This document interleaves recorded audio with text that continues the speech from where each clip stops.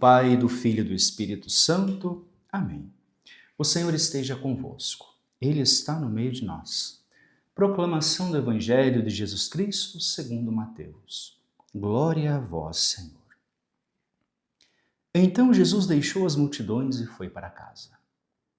Seus discípulos aproximaram-se dele e disseram: Explica-nos a parábola do joio. Ele respondeu: Aquele que semeia boa semente é o Filho do homem. O campo é o mundo. A boa semente são os filhos do reino. O joio, os que são do maligno. O inimigo que semeou o joio é o diabo. A colheita é o fim dos tempos. Os ceifadores são os anjos. Como o joio é retirado e queimado no fogo, assim também acontecerá no fim dos tempos. O Filho do Homem enviará seus anjos, e eles retirarão do seu reino todo o escândalo e os que praticam a iniquidade, e os lançarão à fornalha de fogo. Ali haverá choro e ranger de dentes. Então os justos brilharão como o sol no reino de seu Pai. Quem tem ouvidos, ouça. Palavra da salvação. Glória a vós, Senhor. Queridos irmãos e irmãs, assim como nós víamos alguns finais de semana atrás, nós voltamos a refletir sobre a parábola do joio e do trigo. Mas hoje de maneira específica sobre a explicação que Jesus dá desta parábola. O joio é o maligno, o trigo são os filhos de Deus que estão plantados no mundo e esperam a colheita. Embora o trigo nunca vai se transformar em joio. E o joio nunca vai se transformar em trigo. O joio, ele pode destruir o trigo. O que eu quero dizer com isso? Uma vez tornados filhos de Deus, vamos ser para sempre filhos de Deus. Vamos ser sempre escolhidos por Ele. E nunca deixaremos de ser filhos. Nunca deixaremos de ser trigo.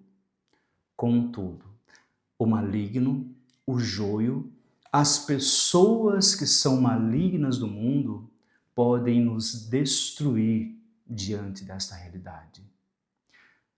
Quando nós vamos nos deixando levar por pessoas maldosas, com um coração maldoso, isso vai fazendo com que, embora não deixemos de ser trigo, não deixemos de ser filho de Deus, os nossos frutos apodreçam.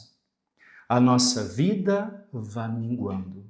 E embora continuamos como trigo, continuamos como filhos de Deus, nós simplesmente nos tornamos estéreis.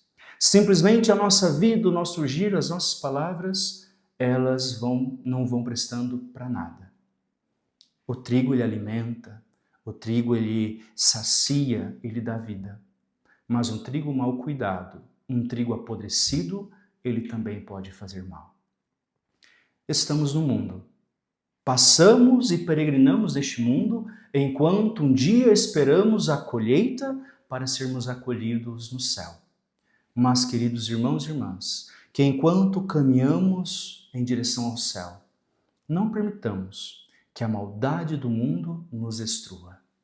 Que a maldade do mundo, o joio do mundo vá nos contaminando, a ponto de ir apodrecendo as nossas ações, ir apodrecendo as nossas palavras, a ponto de ir apodrecendo o nosso coração, não tenhamos outro caminho a não ser também, mesmo não sendo malignos, sermos jogados na fornalha, no fogo ardente, porque a nossa vida se tornou estéril. Que vivendo nesta realidade, possamos ter os nossos olhos fixos em Deus, porque é Ele que nos mostra como bem frutificar mesmo diante da maldade do mundo. O Senhor esteja convosco, Ele está no meio de nós. Desça sobre você, sobre a sua vida, a bênção do Deus Todo-Poderoso, em nome do Pai, do Filho e do Espírito Santo. Amém.